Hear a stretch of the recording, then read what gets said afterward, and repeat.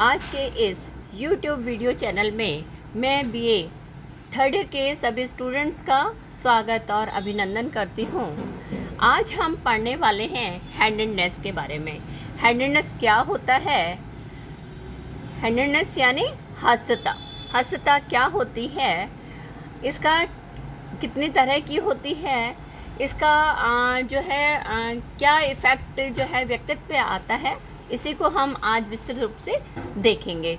और सबसे इम्पॉर्टेंट जो चीज़ होती है, जैसे हमारे यहाँ देखते हैं या हम लोग जनरली जब बात करते हैं, हाथ की प्रयोग की अधिकता, यानी हाथ की प्रेफरेंस यानी मतलब है कि एक हाथ की अपेक्षा किसी दूसरे हाथ का अधिक मात्रा में प्रयोग करना हस्तता कहलाती है।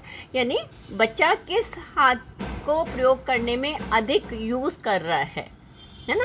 हो सकता है लेफ़्ट या हो सकता है राइट में। जब हम कोई भी बेबी होता है या कोई इन्फेंट होता है या कोई चाइल्ड होता है, और जब वो जैसे जनरली हम लोग देखते हैं हमारे यहाँ लेफ़्ट जो होता है यानी बाएं हाथ की अपेक्षा दाएं हाथ को जो है अधिक मात्रा में प्रयोग किया जाता है।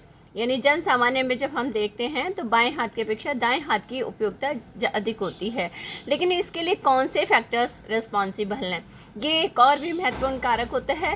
क्योंकि जब भी कोई बेबी होता है, कोई चाइल्ड होता है, और वो एक हाथ का यानी लेफ़्ट हाथ का यदि प्रयोग अधिक करता है तो उसको इंसिस्ट किया जाता है, उसको प्रेरित किया जाता है कि वो लेफ़्ट को छोड़ के राइट से जो है वो काम करे। लेकिन ऐसा कई बार नहीं हो पाता। तो क्या इसके लिए हमारा जेनेटिक फैक्टर रिस्पॉन्सिबल है, क्या एनवायरनमेंट फैक्टर रिस्पॉन्सिबल है, या क्या हमारे जो है जेनेटिक एनवायरमेंटल के अलावा क्या लर्निंग जो है वो इसके लिए रिस्पॉन्सिबल है क्या? आज हम इसी बात पे फोकस करेंगे। तो इसके लिए जो सबसे इम्पॉर्टेंट जो चीज़ है वो हमारा ब्रेन में जो होता है, जो हमारा सेरिब्रल ब्रेन है, सेरिब्रल जो ब्रेन जो होता है, उसके दो हेमिस्फीयर्स होते हैं, एक होता है लेफ़्ट और एक होता है राइट। तो हैंडेडनेस के लिए हमारा सेरिब्रल हेमिस्फीयर रिस्पॉन्सिबल होता है। यानी हमें बहुत ज़्यादा ये एक प्रॉब्लम नहीं है, इस बात को समझना होगा, तभी बच्चे की ग्रोथ ज़्यादा अच्छी हो सकती है। क्योंकि यदि बच्चा जो है लेफ़्ट हैंडेड या लेफ़्ट हैंड का प्रयोग अधिक कर रहा है राइट का, यानी बाएं का अधिक प्रयोग कर रहा है, दाएं का नहीं कर रहा है, और हम उसको बार बार में उसको इंसिस्ट करते हैं, उसको दबाव डालते हैं, तो उसकी डेवलपमेंट पे उस चीज़ का इन्फ्लुएंस आता है। तो हमें ज़्यादा उस चीज़ को नहीं करना चाहिए। अब मैं डेफिनेशन पे चलती हूँ। Definition: handedness is a better, faster और मोर प्रीशियस परफॉर्मेंस और individual preference for use of one hand. यानी हैंडेडनेस क्या है? यानी किसी एक हाथ की अधिक मात्रा में या ज़्यादा बेहतर तरीके से प्रयोग करना हैंडेडनेस कहलाता है। यानी कोई भी एक हाथ, चाहे वो बायां हाथ हो सकता है, चाहे वो दायां हाथ हो सकता है, कोई भी एक हाथ का प्रयोग यदि हम अधिक मात्रा में कर रहे हैं तो वो हमारा हैंडेडनेस है। अब ये कब से स्टार्ट होता है, या इन जनरल हम देखते हैं डेफिनेशन में ही, जैसे जो है लेफ़्ट हैंडेड या राइट हैंडेड। लेफ़्ट हैंडेड जो होते हैं वो जो होते हैं लेफ़्ट हैंडेड 10% पर्सन, जो आप मेरी स्लाइड में देख रहे होंगे, लेफ़्ट हैंडेड जो होते हैं वो 10% होते हैं, जबकि राइट हैंडेड जो पर्सन्स होते हैं वो 70 to 90% जो होते हैं पॉपुलेशन में पाए जाते हैं। जो मिक्स हैंडेड का मतलब होता है लेफ़्ट का भी और राइट का भी दोनों ही एक जो है इक्वली प्रयोग करते हैं। यानी बहुत ज़्यादा न तो लेफ़्ट का प्रयोग कर रहे हैं या न ही राइट का, दोनों इक्वली प्रयोग कर रहे हैं, तो उनको हम एम्बीडेक्स्ट्रस भी कहते हैं। अब जो है जैसे कितनी तरह के होते हैं, मेजर हमने 4 टाइप्स के जो हैं वो हैंडेडनेस होती है। एक होती है राइट हैंडेड, यानी ये कौन सा हाथ है हमारा? राइट हैंड है ना, यानी दायां हाथ का प्रयोग करने वाले। ये वाला हमारा हाथ है लेफ़्ट हैंड, यानी लेफ़्ट हैंडेड, यानी बाएं हाथ का प्रयोग करने वाले। तीसरा हमारा है मिक्स हैंडेड यानी दोनों हाथों का जो है अधिक प्रयोग करने वाले। जो एम्बीडेक्स्ट्रस होते हैं, एम्बीडेक्स्ट्रस वो होते हैं जो लेफ्ट हैंडेड होते हैं, वो उनका लेफ्ट हैंड का प्रयोग ज़्यादा होता है और राइट का कम होता है। वो वाले बच्चे जो होते हैं वो एम्बीडेक्स्ट्रस कहलाते हैं।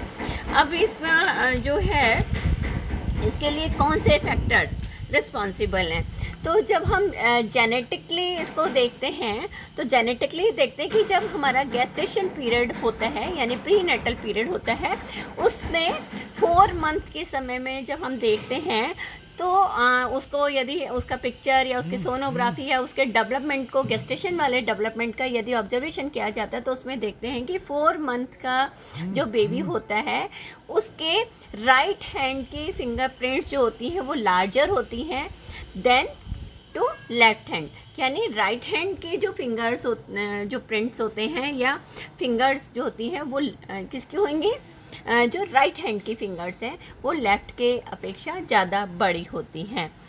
लेकिन कई बार हम इसमें देख रहे हैं रिसर्चर्स में कि जो है ये जेनेटिकली होता है, क्या जीन की कोडिंग के कारण से होता है, लेकिन ये जेनेटिकली कोडेड नहीं होता है बल्कि ये स्पाइटल स्ट्रक्चर ऑफ ओवेरियन सेल के कारण से ऐसा होता है।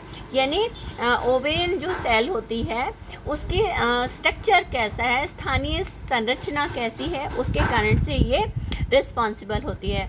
कुछ हद तक हम एनवायरमेंटल फैक्टर्स को भी रिस्पॉन्सिबल मानते हैं कि यदि एनवायरमेंट फैक्टर्स जो हैं वो थोड़ा थोड़ा यदि हमारा एनवायरमेंट, या हम मानते हैं कि यदि पेरेंट्स, यदि जैसे हम देख रहे हैं कि यदि बोथ पेरेंट्स, इसमें हम जेनेटिक फैक्टर्स को भी इन्वॉल्व कर सकते हैं, यदि जैसे मदर और फादर दोनों के दोनों लेफ्ट हैंडेड हैं तो बच्चे के 26% चांसेस होंगे, ये रिसर्चर्स में बताया गया है कि 26% चांसेस होंगे कि वो जो है लेफ्ट हैंडेड होगा।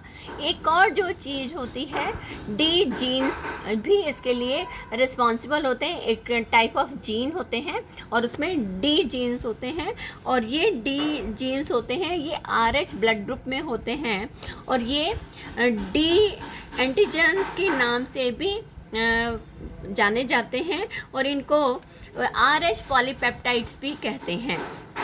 तो ये जो है इस चीज़ के लिए रिस्पॉन्सिबल होते हैं। तो ये एक बहुत इम्पॉर्टेंट चीज़ है कि इसके लिए बहुत सारे फैक्टर्स होते हैं। लेकिन जैसे हम छोटे बच्चों की जब बात करते हैं और हैंडेडनेस की हम बात कर रहे हैं कि किस एज में हैंडेडनेस दिखाई देती है, तो जनरली हम देखते हैं कि 2.5 से 3 मंथ्स के बाद में जो है हैंडेडनेस का इफ़ेक्ट जो है वो ज़्यादा दिखाई देता है। यानी यदि हम इससे पहले वाला टाइम देखते हैं तो इतना हमें हैंडेडनेस का पता नहीं चल पाता है, लेकिन 2.5 से 3.5 वर्ष का जो टाइम होता है उस समय जो है वो क्या करता है, 2.5 से 3 में दोनों हाथों का इक्वली प्रयोग करता है। लेकिन थोड़ा और बड़ा होने लगता है, 4 वर्ष की वर्ष की अवस्था में वो एक हाथ का प्रयोग अधिक मात्रा में करने लगता है। तो इसको यानी हो गया कि 4 इयर्स की एज में जो है वो एक हाथ का प्रयोग अधिक करता है। लेकिन यदि वो लेफ्ट हैंडेड है और यदि उसे ट्रेनिंग दी जाती है, थोड़ी ट्रेनिंग दी जाती है, तो वो लेफ़्ट टू राइट पे स्विच ओवर हो सकता है। इस प्रकार हम कह सकते हैं हैंडेडनेस क्या है, दूसरे हाथ की अपेक्षा एक हाथ के प्रयोग की अधिकता जो है, या predominant use of one hand is called handedness. दूसरा जो मैंने आपको बताया, एम्बीडेक्स्ट्रस जो होते हैं वो दोनों हाथों का प्रयोग अधिक मात्रा में करते हैं, वो बच्चे कहलाते हैं एम्बीडेक्स्ट्रस कहलाते हैं। इसके तीसरा मैंने आपको बताया कि इसके लिए कौन कौन से फैक्टर्स जो हैं वो रिस्पॉन्सिबल होते हैं। तो क्या यानी तीनों चीज़ें हमने बात कर ली है, जेनेटिक बात कर ली है, एनवायरमेंटल बात कर ली है, लर्निंग और ट्रेनिंग की हमने फोकस कर लिया है। तो लेकिन एक और जो इम्पॉर्टेंट फैक्टर होता है कि यदि हस्तता किसी भी कारण से बच्चे में है तो उसको बहुत ज़्यादा पेरेंट्स को फोर्स नहीं करना चाहिए, क्योंकि हो सकता है कि वो जो है उसकी पर्सनैलिटी में किसी तरह के डिसऑर्डर्स पैदा करे। लेकिन एक और जो इम्पॉर्टेंट फैक्टर है कि क्या मेन फैक्टर क्या रिस्पॉन्सिबल है, तो हम ये बात देखते हैं कि हमारे जो ब्रेन है, इसमें ब्रेन में सेरिब्रल जो हेमिस्फेयर्स होते हैं, दो होते हैं, एक होता है लेफ़्ट और एक होता है जो राइट।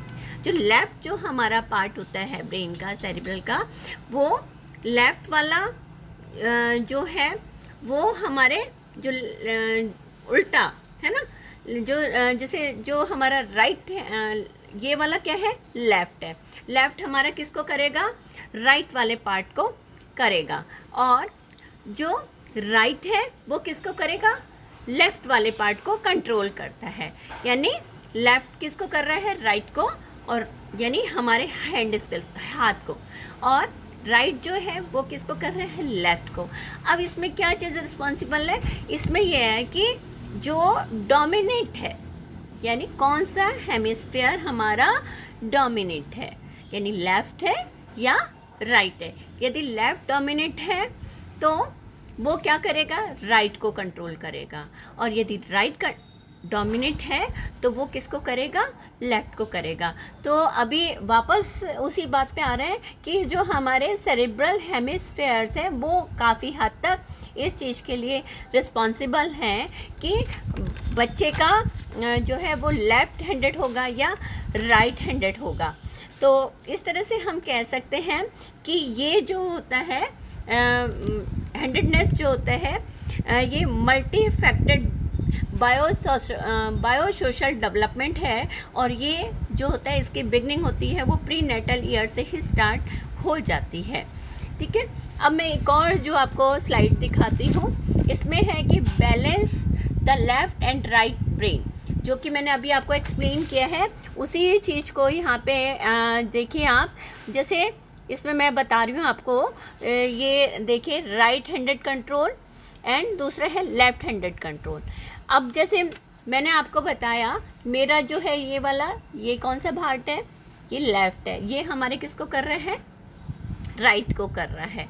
ठीक है, तो ये राइट को कर रहा है। यदि मैं मेरा यदि राइट वाला मैं जो है राइट को कंट्रोल कर रहा है, तो मेरे अंदर कौन कौन से स्किल्स होंगे, जैसे राइटिंग के स्किल्स होंगे, लैंग्वेज जैसे मैं हिंदी है, आप इंग्लिश है, या और बहुत सारे लैंग्वेजेस पे आपका कंट्रोल हो, आप सीख पाओगे, आपकी लर्निंग अच्छी होगी।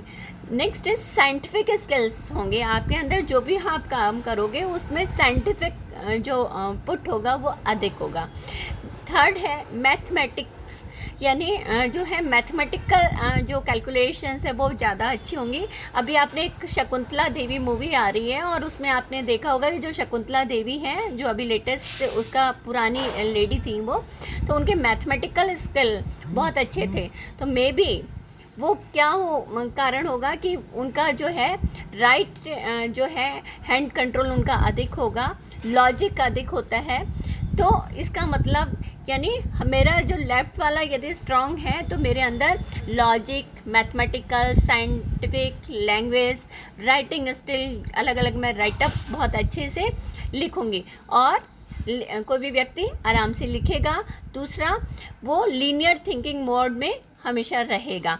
लेकिन यदि मेरा जो है राइट जो है ना, ये मैंने लेफ़्ट का बताया, यदि मेरा राइट हेमिस्फीयर जो है वो किसको कर रहा है, लेफ़्ट हैंड को कंट्रोल कर रहा है, वो राइट वाला जो पार्ट है वो ज़्यादा स्ट्रॉन्ग है, ज़्यादा डोमिनेट है, तो वो उसमें क्या होगा, उसमें इमोशनल एक्सप्रेशन जो है वो ज़्यादा होंगे, इसमें स्पाटियल अवेयरनेस ज़्यादा होगी, यानी डिफरेंट जो है शेप्स हैं, साइजेस हैं, है ना, स्ट्रक्चर्स पे जो उसका फोकस ज़्यादा होगा। म्यूज़िक स्किल ज़्यादा अच्छे होंगे, जैसे डिफरेंट म्यूज़िक इंस्ट्रूमेंट्स बजाना, उनकी नॉलेज ज़्यादा होना, हो सकता है वो बहुत अच्छे म्यूजिशियन हो। क्रिएटिविटी उसमें बहुत ज़्यादा होगी, सृजन की गति जो एक्टिविटी वो बहुत ज़्यादा करेगा। फिर उसके बाद में जो है उसके गेस्टाल्ट गेस्टाल्ट जो है डायमेंशन या होल पिक्चर्स को क्रिएशन के भी काम में बहुत ज़्यादा एक्टिव रहेंगे। तो इस प्रकार से उसमें, और लास्ट में एक हॉलिस्टिक थिंकिंग मोड, यदि जो व्यक्ति राइट हेमिस्फीयर जिसका ज़्यादा स्ट्रॉन्ग होगा, ज़्यादा डोमिनेंट होगा, तो वो हॉलिस्टिक थिंकिंग मोड में रहेगा। तो इसको हम एट लास्ट यही कंक्लूड कर सकते हैं कि जो हैंडेडनेस कोई भी एक तरह की प्रॉब्लम नहीं है, एक नॉर्मल फिनोमिना है, किसी भी बच्चे के डेवलपमेंट का एक नॉर्मल पार्ट है। और बच्चों को बहुत ज़्यादा मोटिवेट या इसको स्विच ओवर करने के लिए नहीं करना चाहिए, उसको ज़्यादा प्रेशराइज नहीं करना चाहिए। लेकिन फिर भी लेफ़्ट जो हैंडेड व्यक्ति होते हैं उनको जो है राइट हैंडेड की अपेक्षा अधिक प्रॉब्लम्स में की आती है, क्योंकि हमारे जो सोसाइटी है उसमें मैक्सिमम लोग जो होते हैं वो राइट हैंडेड होते हैं। और इसके अलावा जितने भी हमारे साइंटिफिक टूल्स बने होते हैं, इक्विपमेंट्स बने होते हैं, या जो लर्निंग के लिए जो भी चीज़ें होती हैं, वो सारी के सारी राइट हैंड पर्सन्स के लिए बनी होती हैं। तो उनको इन चीज़ों के साथ में कोऑर्डिनेट करने में प्रॉब्लम आती है। तो लेकिन ये जो है हाथ के प्रयोग की जो समस्या है वो एक सोशल प्रॉब्लम होती है, न कि जेनेटिक प्रॉब्लम होती है। लेकिन हम ये भी कह सकते हैं कि आयु की जैसे जैसे वृद्धि होती है वैसे वैसे जो होते हैं वाम हस्त बालकों की अपेक्षा दक्षिण हस्त बालक ज़्यादा शक्ति संपन्न, विशुद्ध, और उनकी लर्निंग जो स्किल्स होते हैं वो ज़्यादा अच्छे होते हैं। और एट लास्ट हम यही कह सकते हैं कि ये जो होता है एक नॉर्मल फिनोमिना है, और बाएं हाथ और दाएं हाथ का प्रयोग जो है वो किसी भी बालक के अचीवमेंट पे बहुत ज़्यादा इन्फ्लुएंस नहीं डालता है। Thank you.